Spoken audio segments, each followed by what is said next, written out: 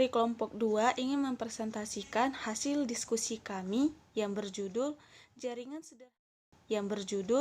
Jaringan Sederhana dan Majemuk, Jaringan Permanen dan Meristem, Jaringan Primer dan Sekunder, Sifat, Ciri-ciri, dan Fungsi Jaringan Parenkim, Sifat dan ciri-ciri fungsi bentuk-bentuk kolenkim dan sklerenkim, sifat, ciri-ciri, serta macam-macam bentuk kolenkim, sifat, ciri-ciri, serta macam-macam bentuk sklerenkim dan sel batu. Baiklah, sebelumnya saya akan memperkenalkan diri dulu. Nama saya Hani Yuliana, kelas 2 HS1 Farmasi.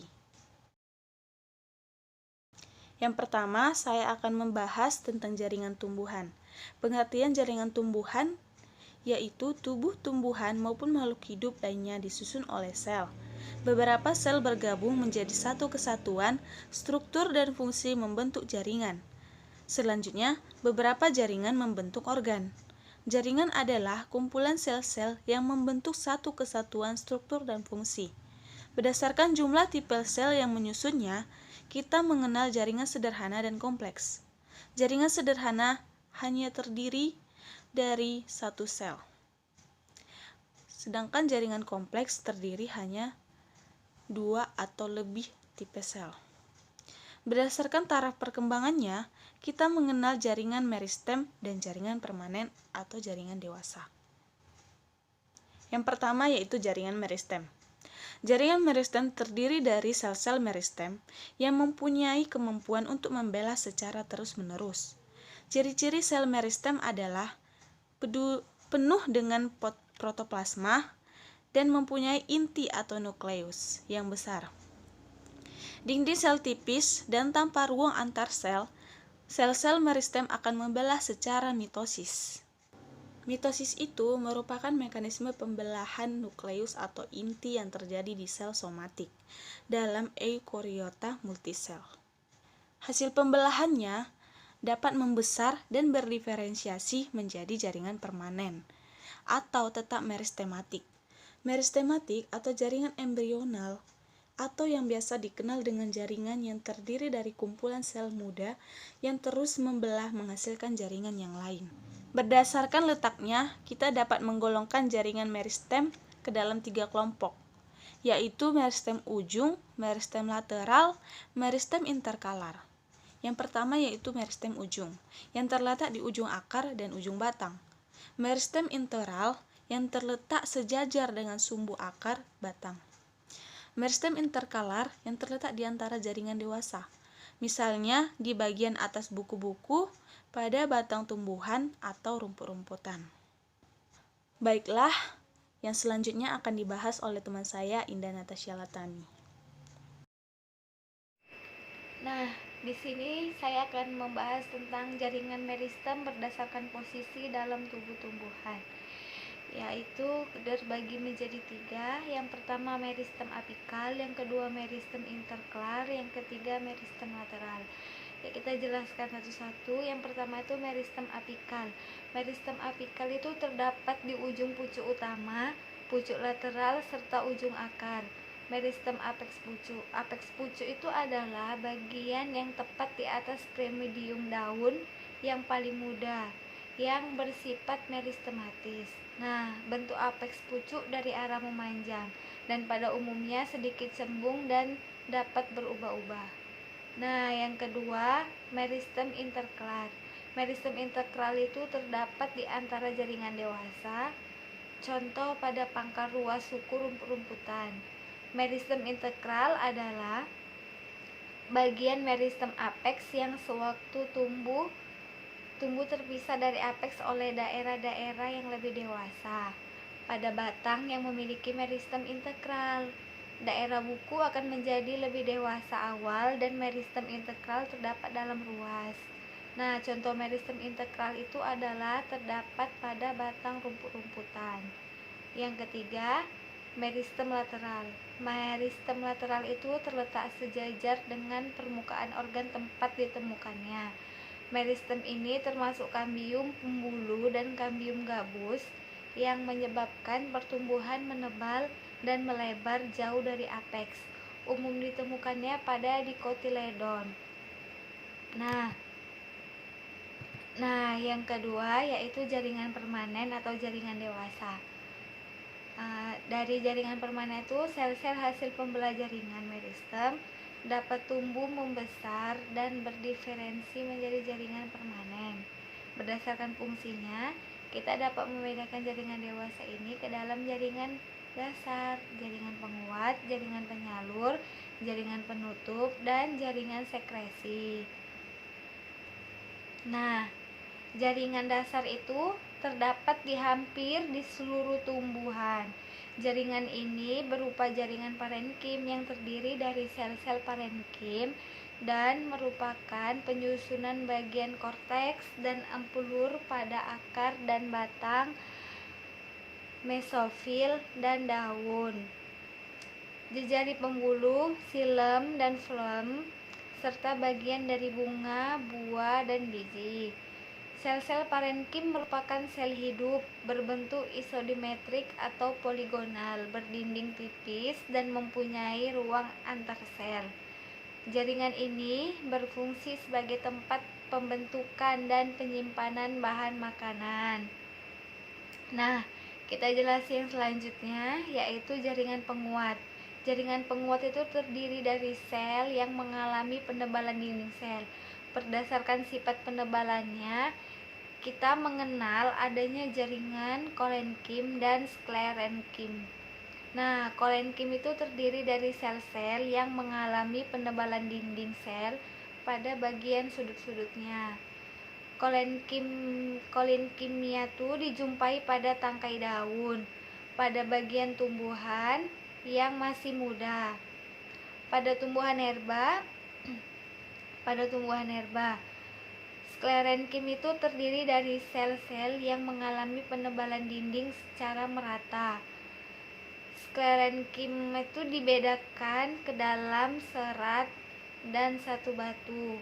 Nah, serat sklerenkim itu berbentuk memanjang dengan ujung yang meruncing, sedangkan sklerit itu berbentuk pendek dengan ujung yang tumpul atau membulat. Nah, dan kita jelaskan selanjutnya yaitu jaringan penyalur.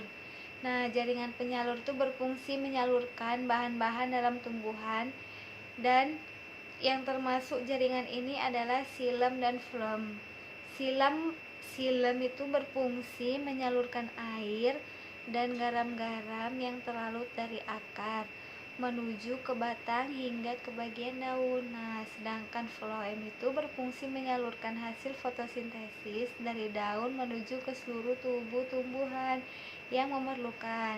Nah, xilem dan phloem itu merupakan jaringan kompleks dan yang tersusun oleh beberapa tipe sel. Assalamualaikum warahmatullahi wabarakatuh. Saya Dia Atika Lubis dari kelompok 2 akan membahas tentang PPT dari kelompok 2. Yang pertama, jaringan penutup. Apa itu jaringan penutup? Jaringan penutup atau jaringan epidermis adalah jaringan yang berada pada lapisan paling luar tubuh tumbuhan. Jaringan penutup berfungsi melindungi atau menutupi jaringan yang ada di dalamnya. Jaringan penutup berada tepat di bagian terluar dari tubuh tumbuhan. Yang termasuk jaringan penutup adalah epidermis dan periderm. Epidermis merupakan lapisan terluar tubuh tumbuhan primar, umumnya terdiri dari sel-sel hidup yang tersusun rapat, tanpa ruang antar sel dan tidak berklorofil. Epidermis dapat mengalami modifikasi membentuk stoma, trikoma, dan emergensia. Pada tumbuhan yang mengalami pertumbuhan sekunder, epidermis ini akan terdesak keluar, rusak, dan terkelupas sehingga kedudukannya akan digantikan oleh periderm. Lalu ada lagi fungsi jaringan penutup. Yang pertama, melindungi jaringan yang ada di dalamnya. Yang kedua, sebagai pertukaran zat. Yang ketiga, pelindung tumbuhan dari terjadinya penguapan yang berlebih. Yang keempat, penerima dan penerus rangsangan cahaya dan lain-lain. Yang kelima, sebagai zat metabolik. Adapun juga ciri-ciri jaringan penutup. Yang pertama, bentuk seperti balok. Yang kedua, biasanya terdiri dari satu lapisan terletak pada lapisan yang paling luar. Yang ketiga, tidak berklorofil kecuali pada sel penjaga. Yang keempat, susunan sel rapat tanpa ruang antar sel. Yang kelima, dinding sel bervariasi tergantung posisi dan jenis tumbuhan.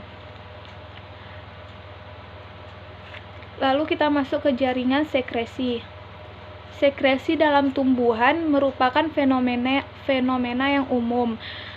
Pembentukan dinding sel dan pengendapan zat kultikula, gabus, dan lilin atau migrasi bahan khusus dan sitoplasma ke vakuola merupakan proses sekresi.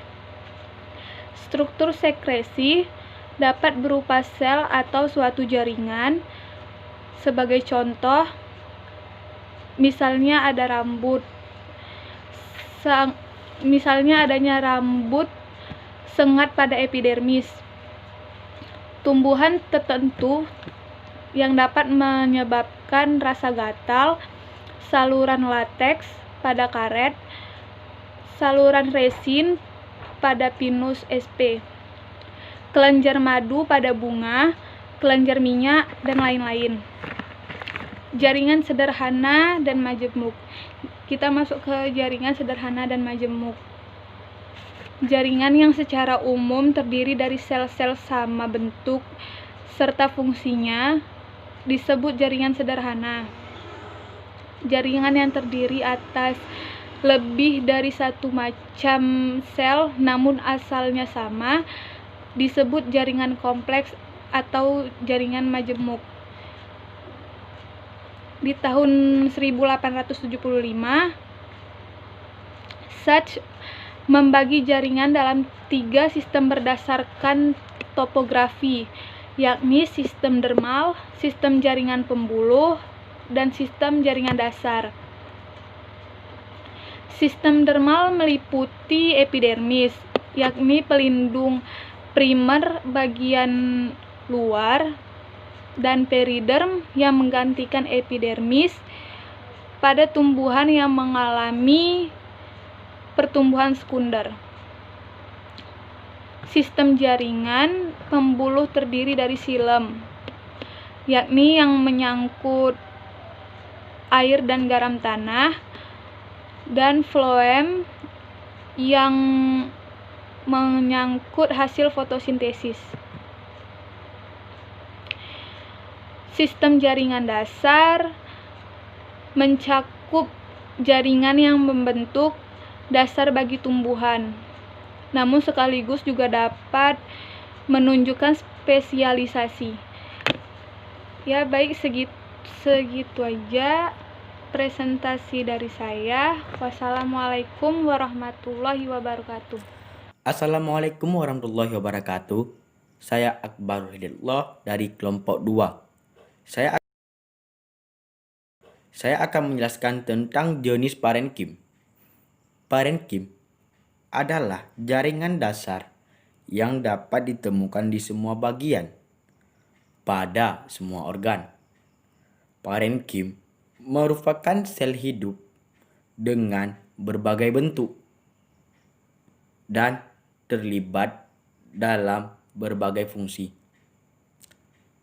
Sel parenkim masih bersifat meristematis sehingga dapat berfungsi sebagai penyembuh luka, regenerasi, dan dapat berubah fungsi menjadi jaringan lain. Bentuk sel polihedral memiliki 14 sisi. isodiametris, membulat, memanjang, seperti bintang atau berlipat. Dinding sel biasanya di sekeliling dinding, tetapi ada pula yang berdinding tebal. Sel yang berdinding tebal dapat ditemukan pada endosperm biji salak, Salaka eduis.